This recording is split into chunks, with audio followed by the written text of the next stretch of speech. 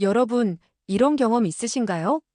명절 때 자식들 오기만 기다렸는데 막상 와서는 스마트폰만 들여다보고 있는 모습.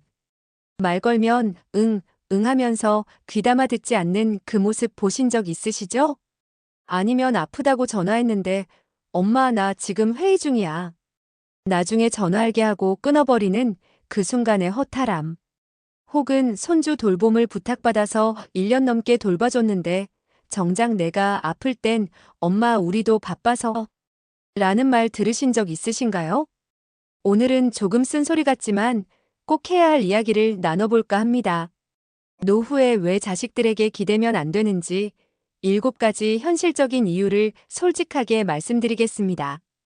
이건 자식들을 비난하려는 게 아닙니다. 우리 부모님 세대가 더 행복하고 당당하게 살아가시길 바라는 마음에서 드리는 이야기입니다. 첫 번째, 자식들도 각자의 삶이 있습니다. 현실을 인정해야 합니다. 제가 아는 한 60대 어머니가 계세요. 딸이 결혼해서 서울에 사는데 이 어머니는 경기도에 혼자 사십니다. 매주 토요일마다 딸이 와주기를 기대하셨대요. 그런데 딸은 한 달에 한 번 오기도 힘들어했습니다.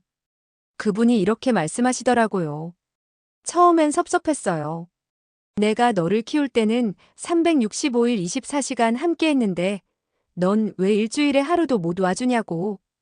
그런데 가만 생각해보니 딸도 남편 있고 아이들 키우고 직장 다니고 시댁까지 신경 써야 하더래요.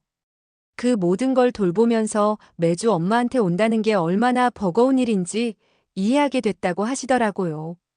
여러분, 우리가 자식 키울 때는 오직 그 일만 했습니다. 그런데 요즘 자식들은 5가지, 6가지 역할을 동시에 해내고 있어요. 그들의 삶도 우리만큼 무겁다는 걸 이해해줘야 합니다. 두 번째, 경제적 여유가 없습니다. 그들도 살기 팍팍합니다. 이건 좀 현실적인 이야기인데요. 제가 아는 한 70대 아버지, 아들에게 매달 용돈을 기대하셨어요. 내가 너 대학까지 보냈는데 한 달에 50만 원 정도는 보내줄 수 있지 않겠냐고요. 그런데 아들 입장은 이랬답니다. 아파트 대출 원리금만 200만 원, 아이 학원비 100만 원, 생활비에 차 유지비까지 하면 월급이 모자란다고 하더래요. 맞벌이에도 저축은커녕 적자 안 나는 게 다행이라고요. 그 아버지가 결국 이렇게 말씀하셨어요. 내 시대랑은 다르구나. 나 때는 월급의 30%를 저축했는데 요즘 애들은 저축할 여력이 없더라고. 실제로 통계를 보면 3, 40대 가계 빚이 평균 1억 원이 넘는다고 합니다. 집값은 천정부지로 올랐고 교육비는 또 얼마나 비싼지. 자식들이 효도를 안 하려는 게 아니라 정말 여력이 없는 겁니다. 세 번째, 관계는 기대가 아닌 독립에서 시작됩니다. 이게 제일 중요한 부분인데요. 제가 만난 한 65세 어머니는 이렇게 고백하셨어요. 저는 평생 자식들 뒷바라지만 했어요. 내 인생은 없었고, 오직 애들 인생만 있었죠. 그래서 당연히 애들이 나를 챙겨줄 줄 알았어요. 그런데 그게 아니더라고요. 명절 때마다 음식 준비하고, 손주들 돌봐주고, 아플 때도 참으면서 자식들 편하게 해줬는데, 정작 내가 아프니까 아무도 곁에 없었답니다. 그분이 이렇게 말씀하시더라고요. 내가 너무 많이 해줬구나. 그래서 애들이 나를 당연하게 생각하게 만든 거구나. 여러분 들어보세요. 관계는 의존해서 나오는 게 아닙니다. 서로가 독립적일 때 오히려 더 건강한 관계가 만들어집니다. 내가 자식에게 기대지 않을 때 자식들도 부담 없이 다가올 수 있어요. 반대로 기대가 클수록 그들은 짐처럼 느끼고 멀어지게 됩니다. 네 번째, 며느리나 사위와의 관계는 보이지 않는 벽이 있습니다. 이건 정말 조심스러운 이야기인데요. 꼭 짚고 넘어가야 할 것 같아요. 아들, 딸이 아무리 효자, 효녀여도 결혼하면 달라집니다. 왜일까요? 배우자가 있기 때문이죠. 제가 아는 한 분, 아들이 정말 효자였답니다. 결혼 전까지는요. 주말마다 와서 함께 시간 보내고 용돈도 꼬박꼬박 드리고 그런데 결혼하고 2년 지나니까 연락이 뜸해지더래요. 그분이 아들한테 물어봤답니다. 요즘 왜 이렇게 연락이 없냐? 아들이 조심스럽게 이렇게 말했대요. 엄마, 사실은 주말마다 시댁 가는 걸 와이프가 부담스러워해요. 그 어머니는 그 말 듣고 한동안 잠을 못 주무셨다고 합니다.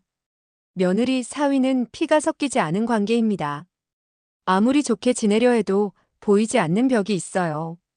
그리고 부부 사이에서 시댁, 처가 문제는 늘 갈등의 씨앗이 되죠. 자식이 우리를 사랑하는 건 맞아요. 하지만 배우자와의 관계가 우선입니다. 이게 현실이에요. 5번째, 손주 돌봄이 당연함이 되는 순간입니다. 이 이야기는 정말 많이 들으셨을 거예요. 제가 만났던 68세 할머니, 딸이 출산하고 복직하면서 손주를 맡아달라고 했답니다. 엄마, 1년만 도와줘. 어린이집 보낼 때까지만. 그 1년이 3년이 됐어요.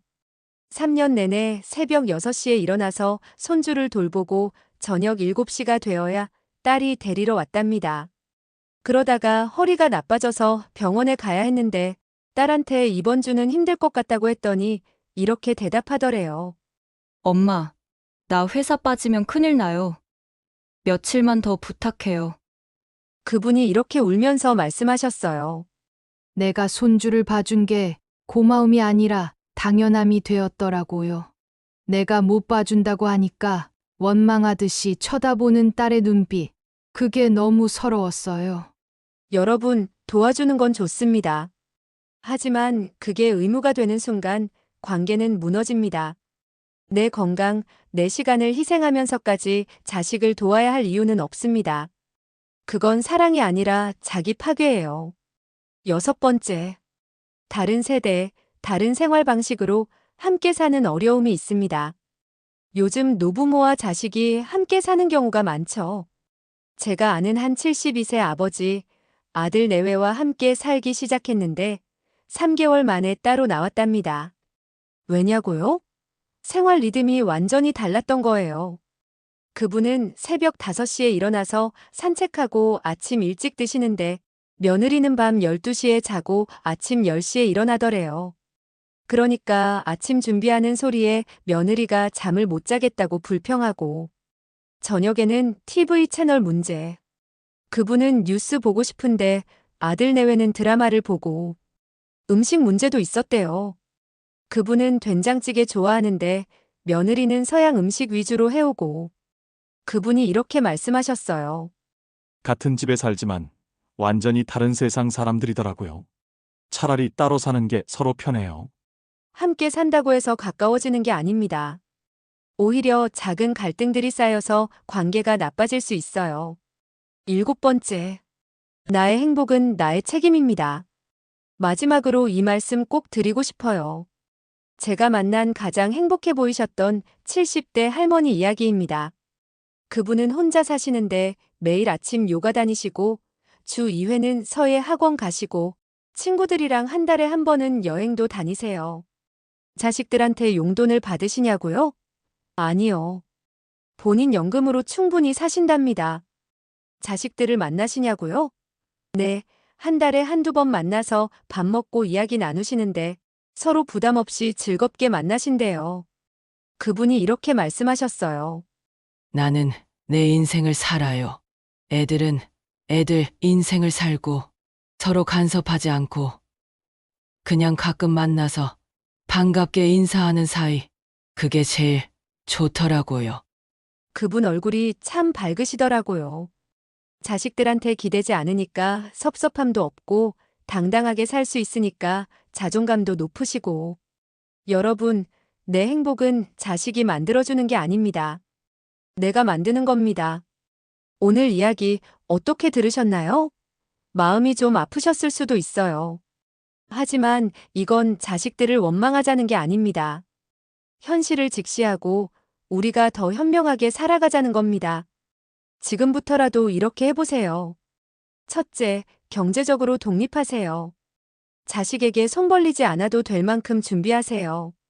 연금, 저축 소소한 수입원이라도 만들어두세요. 둘째, 나만의 관계망을 만드세요.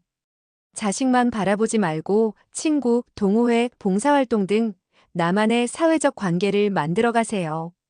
셋째, 자식에게 주는 만큼만 기대하세요. 무조건적인 헌신은 독이 됩니다.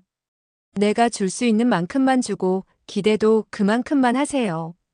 자식들에게 기대지 않는다는 건 자식을 버리는 게 아닙니다. 오히려 더 건강한 관계를 만드는 겁니다. 서로 독립적일 때 만남이 더 소중해지고 대화가 더 진심이 됩니다.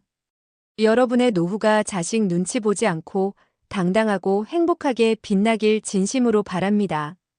오늘 영상이 도움되셨다면 구독과 좋아요 눌러주시고 댓글로 여러분의 생각도 나눠주세요. 다음 영상에서 또 뵙겠습니다. 감사합니다.